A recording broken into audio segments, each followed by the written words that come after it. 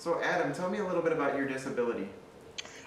So I have cerebral palsy, and it's the spastic diplegia kind. I was born the second smallest baby at St. Joseph's Hospital in Milwaukee to survive. Um, and I think they had to have me in an incubator for like 8 months or something like that. And yeah, I just have CP, and I'm very lucky that I'm pretty independent and high functioning, but yeah, I have cerebral palsy, so um, That's one of the things I remember about you. You know, you're very independent. What does your independence mean to you? um, I like the fact that I don't have to rely on others to make my own food and dress me and things like that, so I can have more opportunities in the working world. And I pretty much just use a care worker for some light house cleaning, which is really nice. And uh, so yeah, I guess it just means that I have more opportunities than other people. So, so Adam, when you were growing up, I mean, what instilled that in you? What motivated you to become that independent? Because not everybody's like that. Um, my parents were both teachers, and I think they instilled in me that you can do anything. You just have to try and you have to learn. So I really owe that to my parents. They were very supportive, and I think that the fact that everyone in my family embraced me, like my grandparents, and my uncles, it wasn't. Uh, I'm like, if we could go on vacation or something, it wasn't like, oh, gee, this is going to be a challenge. It was more, how do we figure out how to get him over here? So seeing that, I think, uh, probably had a huge like impact on my life and my, uh, uh, uh, uh, I mean, like how I see myself, I guess, and the fact that there are way, like the fact that you just kind of have to meet your challenges and just keep moving forward. I guess it, it is something that was really instilled by my family. So So, uh, so what I'm gathering from you, the disability wasn't looked at as something that, you know, it was just it wasn't looked at. You weren't looked at as different, so to speak. You were just going about your everyday life, like for the lack of a better term, normal. yeah, I, I, I would say so. But I do remember when I was in probably about first grade. Like I had, like I remember that. So one of the kids, when we were on a field trip, they said, like, "Oh, gee, you're lucky, that you can just sit in a chair and uh, you don't have to walk." And it kind of dawned on me that I never really have been able to walk very far, and that kind of felt alienating, too. That they just kind of thought that I was taking the the easy way out or something. Um, So do you think that that was like the first time you noticed, you know, that you were a little, you know, you weren't like everybody else. You had to have adaptive equipment. yeah, I think probably around first grade or kindergarten, I realized that I needed more extra help, and that the people around me, that the kids around me could do a little bit more. I remember probably in so fifth grade. Um, it was probably on days that it was raining or snowing, but they would have uh, so kids during so recess come in and uh, play with me on the inside instead of me going outside, because I think they were just there was some reason I can't remember, but I thought that that was really strange that I couldn't go out with everybody. So yeah, I mean, there are moments that I kind of realized, yeah, there are things that are different about me. Um, yeah, if that's what you're asking. Yeah, Um, But I mean, it sounds like I mean, you've embraced those differences and you're able to move forward with your life, and it sounds like you're empowering. Talk a little bit about what you're doing today in terms, or how you're doing today. I know you're in school. Can you speak a little bit about that? Yeah. So I'm a grad student at the University of Eau Claire. I'm in the history department. Uh, I'm a public, I'm like history master student, and my goal is to work in a museum. Um, and I think they told me that I was the first disabled grad student in the history department ever. Um, so that's brought on a lot of interesting experiences and challenges for myself in the department, um, and that's kind of where I am at now. I've always I've done things in history, and that's kind of been my career path for the last 5 6 years or so. So But that statement, when you hear that, you're the first graduate student in their program. I mean, with a disability, what does that bring to you? Because I hear that and I'm like, wow, that's pretty awesome. yeah, it's shocking in a way. I think I was kind of taken aback almost um uh, I think that it's awesome, but also it kind of shows you, or kind of humbled me that a lot of disabled people, don't have the opportunities that I have had to make it this far. So I mean, but yeah, I think it's awesome that I'm able to meet those challenges, and I'm glad that the history department itself is I've always been uh, uh, uh, they've always been super open about talking about my needs and kind of helping me cope with the coursework, or cope with the coursework, and make sure I can complete uh, the the things that I need. So You're going to school, and um, you're you know, you said you're the first one. What sort of it's so you've gone to obviously we met at a different university, and then now at your current university. What sort of challenges have you faced in college? just the fact that I'm like I need all my books to be audiobooks, or so Kindle books, and uh, uh, uh, so I've had to kind of come up with supports for that, and uh, just because I'm not an auditory learner, I retain things better if I can hear them. Um, so I've kind of had to negotiate with the department a little bit to make sure that I have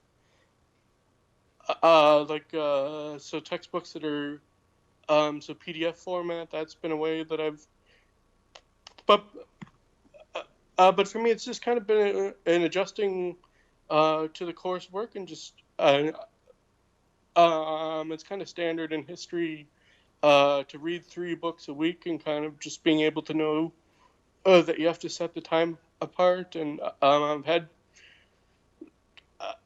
uh, so last winter was terrible, and I kind of had to negotiate with disabled services uh, to get a van service How to did take me to classes because I would keep getting stuck. So that was a major challenge, is trying to figure out how to get to class and back. And um, how did you go about doing that? I mean, that's pretty awesome.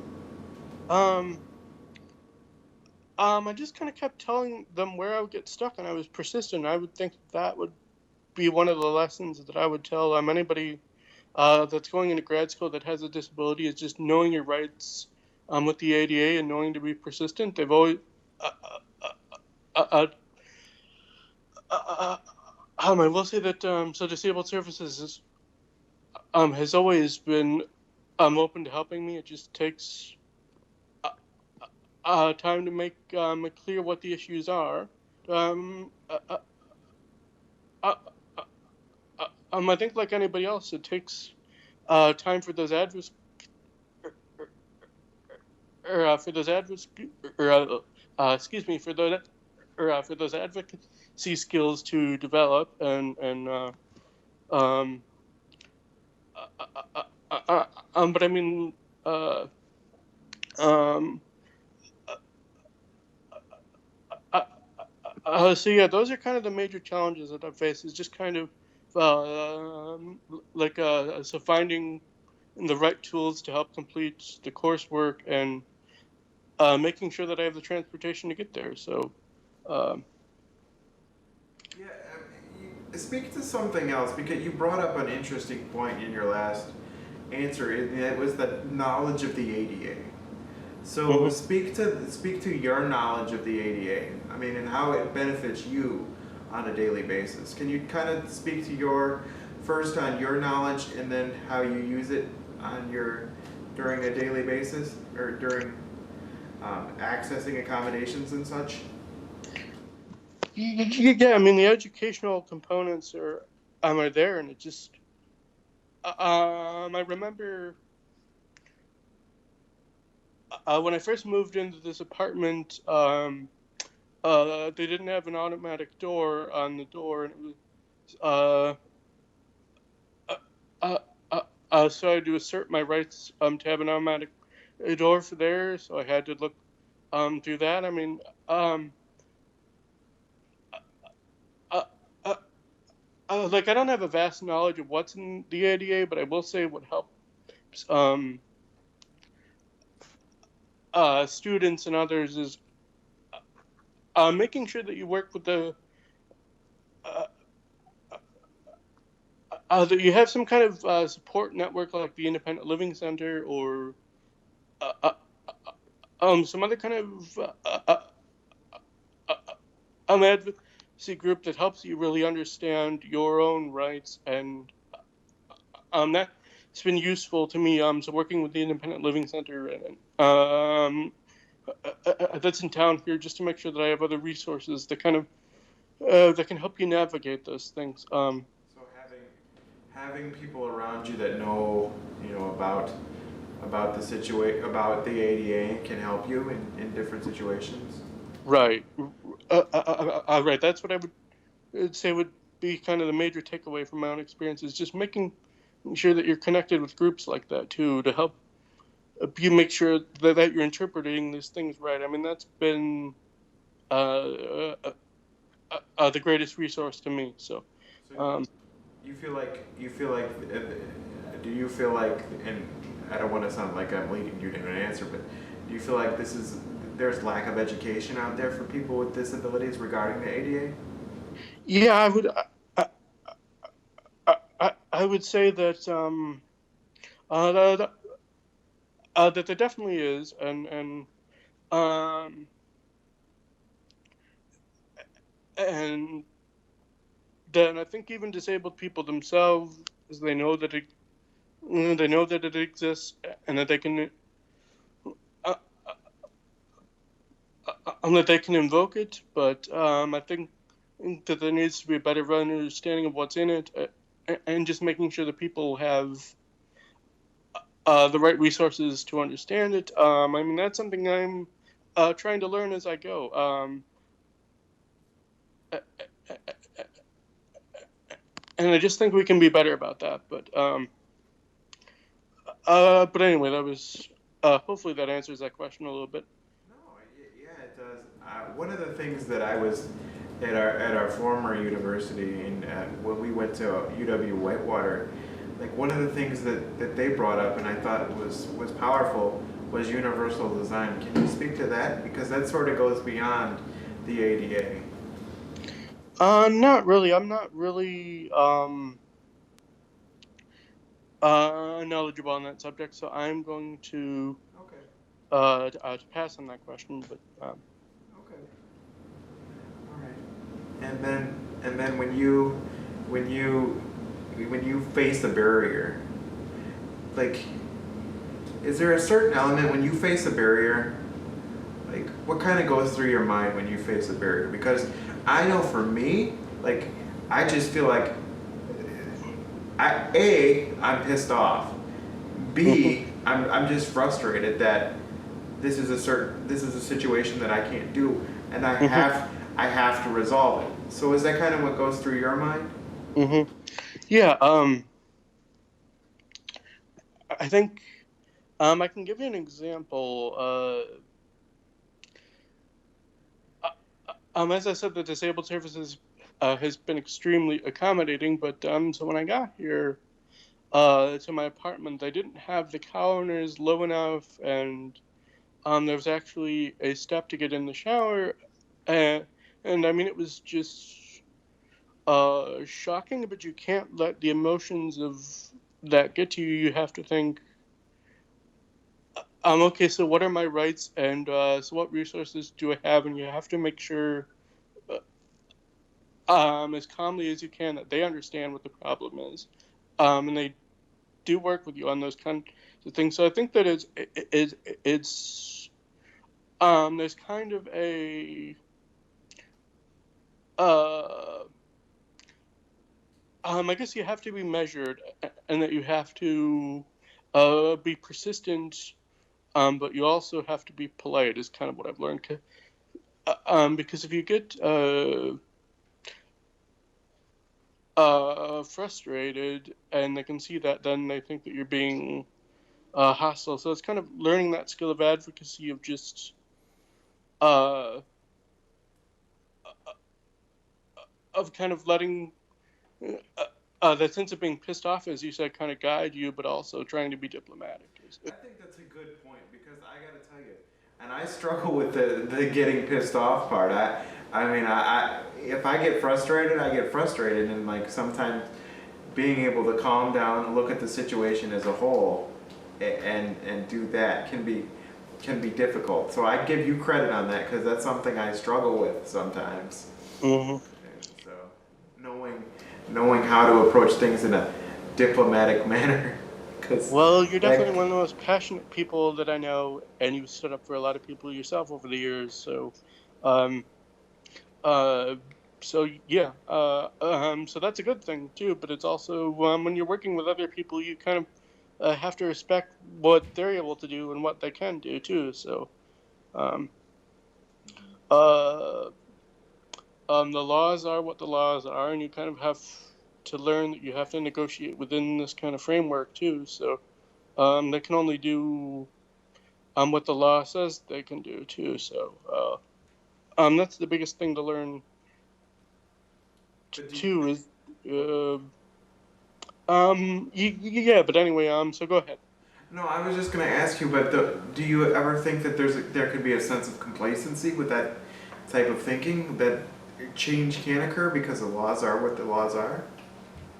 Uh, yeah. I mean, thankfully, I mean, there's a lot of disabled organizations out there, like Adapt out there that does a lot of direct action stuff, and I know that when uh, groups like that to me are the ones that are on the forefront that are really pushing for those things, and it's harder. You're right to kind of get yourself to think about things in your own personal life, and maybe that you're not being as that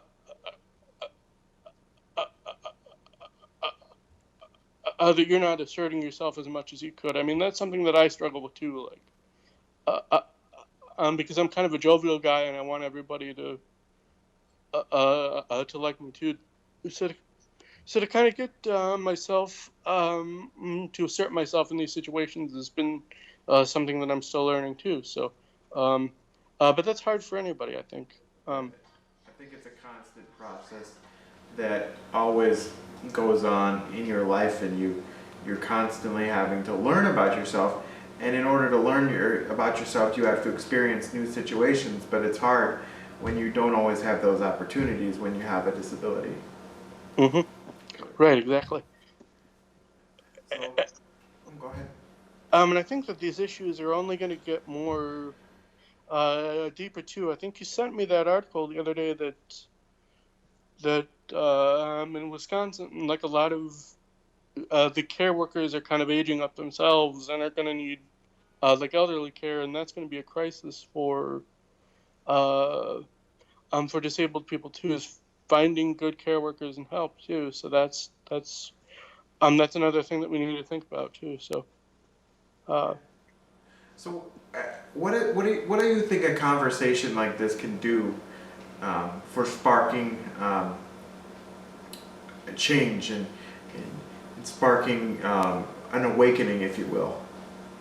um, well, if you go back and you look at the history of the disabled civil rights movement, it's always been disabled people themselves that are pushing for the systematic changes that we need. Like uh, like like the independent living movement in the 1960s. That was students themselves at universities that were kind of pushing for access, and you can see that in the 90s with the ADA too. That like everybody likes to remember, George H.W. Bush signed it, but that was a long struggle for probably 10 years to get that legislation passed. So I think that a conversation like this is useful in terms of we can think about what has been done to get us to the point where we are with the ADA, and we can think about uh, tactics and strategies that people have used, and we can think about so where we need to go further, and how we can get more people uh, to understand these issues, and kind of the tactics that people have used to do that as well. I think that it's important that you're capturing these disabled voices. Is there any takeaway or message that you would like people to have about you? Um, mhm. um, I think that especially being a grad student in a history department can be challenging. It can be scary, but if you do want to go on to college and higher education, you can do it. You just have to make sure that the supports you need are there, and but I mean,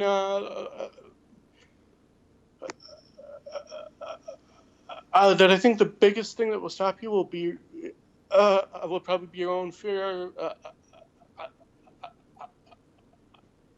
uh, like your own fear. I mean, as FDR once said, the only thing there is to fear is fear itself. So don't be afraid to take risks, and don't be afraid to assert your rights. Is kind of my takeaway, I guess.